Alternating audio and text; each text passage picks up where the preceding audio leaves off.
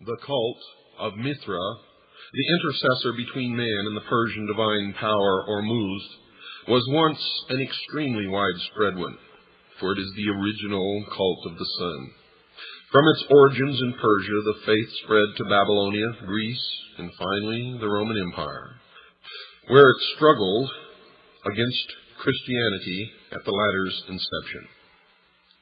Christianity believes that it won with the decline of the material virtues of the Romans, but there are people who worship the solar deity today, and even London has its Mithra temple.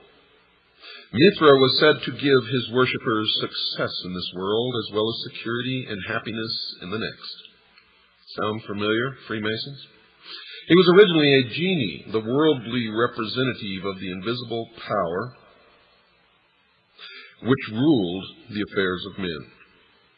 Later, and the cult probably has a history of over 6,000 years, he became thought of by his devotees as being not just one of the 28 genii, but the only one which mattered, and the only one who could cater for the wishes and needs of the people. Thus it was that the ancient Aryan worship of Ahura Mazda, the supreme being, was displaced by that of one of his representatives. Though archaeological research has produced little to give a clear picture of the rituals and beliefs of the Mithraists, a considerable amount of secret lore still survives in the East, from India to Syria, which gives one a good idea of exactly how the members of the cult thought, and just exactly what their magical ceremonies were. 3 ritualistic objects are used by Mithraeus: the crown, equivalent to the sun and power of the supernatural kind; the hammer or club, symbolizing creative activity of mankind; and the bull, which stands for nature, virility, increase. The second degree of initiation was called the secret, and during this the candidate was brought to a state of ecstasy, in which he was somehow made to believe that he had seen the statue of the god actually endowed with life. Folks, it's not likely that there was any mechanical method by which this was done, because no such apparatus has been found in Mithraic temples unearthed. The candidate was brought up to the idol, to which he offered a loaf of bread and a cup of water. And this was to signify that he was a servant of the god, and that, quote, "by what sustains my life, I offer my entire life to your service," unquote. The grade of soldier may show that the military arts were responsible for a good deal of the power of Mithra worship in ancient Persia. Certain it is, in any case, that this degree greatly appealed to the Roman warriors, who formed a very large part of the rank and file of the cult during its western expansion. A sign similar to a cross, signifying the sun, was made on the forehead of the initiate, who was thus marked as owned by the deity. A crown was placed before him, hanging from the point of a sword. This he took and placed it aside with the words, "Mithra alone is my crown." And this, folks, this takes place in every mystery that there have ever been. Remember when Christ went into the desert for 40 days and 40 nights and was tempted by Satan? Satan offered him the crowns of any or all of the nations of the earth if he would just follow him, and Christ rejected it. The same thing happens in the mystery school. The initiate is always offered a crown, sometimes by the king or the emperor himself. And if he accepts the crown, he's considered unworthy, and being, as it would be interpreted, as a threat to the real wearer of the crown, probably would have been executed. He was considered only worthy if he rejected the crown, symbolic of the ruling of the nation or people or area. The Persian crown, it should be remembered, from which pattern all present-day crowns are eventually derived, is a golden sun disk with a hole in the center for the head. It is jagged at the edges, representing the sun's rays, just like that worn by the Statue of Liberty. And these projections are turned up to make what is still known in Western heraldry as the Oriental crown. You can also see this representation as the halo in Christian art. Tertullian, in his De Corona, which is Latin for the crown, which he composed in the 3rd Christian century, upbraids the Christians, inviting their attention to the Mithraeus as examples. De Corona actually means the crown of thorns. You, his fellow warriors, should blush when exposed by any soldier of Mithra when he is enrolled in the cave. He is offered the crown which he spurns, and he takes his oath upon this moment and is to be believed.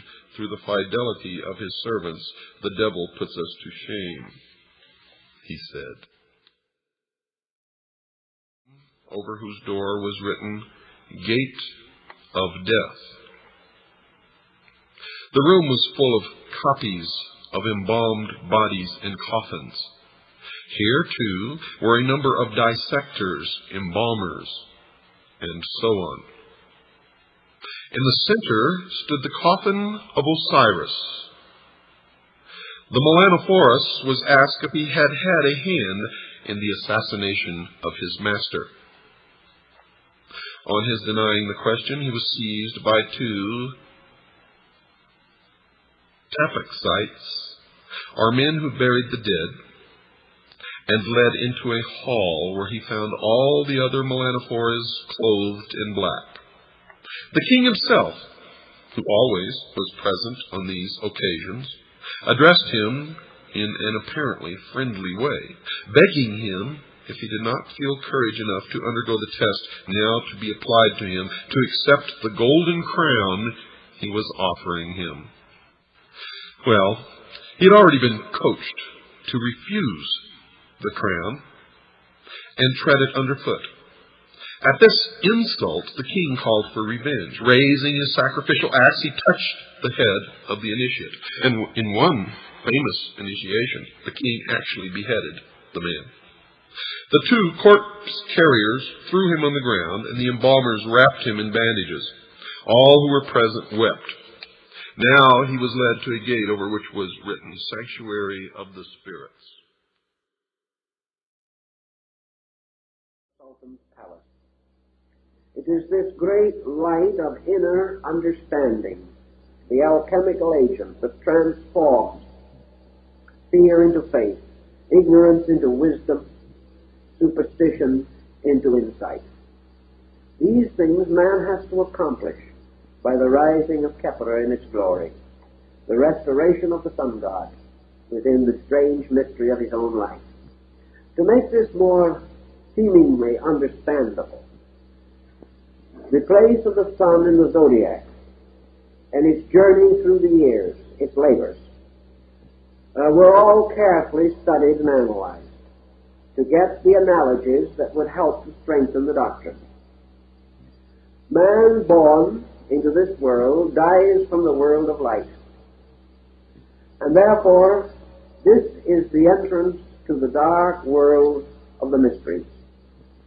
Now man, according to the ancient philosophies, in the Mithraic ritual, and of course Mithras is another solar deity, who overcoming the vernal equinox in Taurus slew the bull and bathed itself in the blood of the bull and became strengthened, or became the hero as a result. This was also an astronomical mythos. Perhaps it is this Mithraic rite of the slaying of the bull and the bathing in the blood of it that was the origin of the red shoes of Julius Caesar. The red shoes probably came from the feet of the priests who were present at the slaughter of the bull, and therefore whose feet were reddened with the blood of sacrifice. By the time of Caesar, this practice was not carried on, but the red shoes lingered, like a great many other symbols. And wherever red occurs in vestments of clergy, it represents or is related to sacrifice or to martyrdom.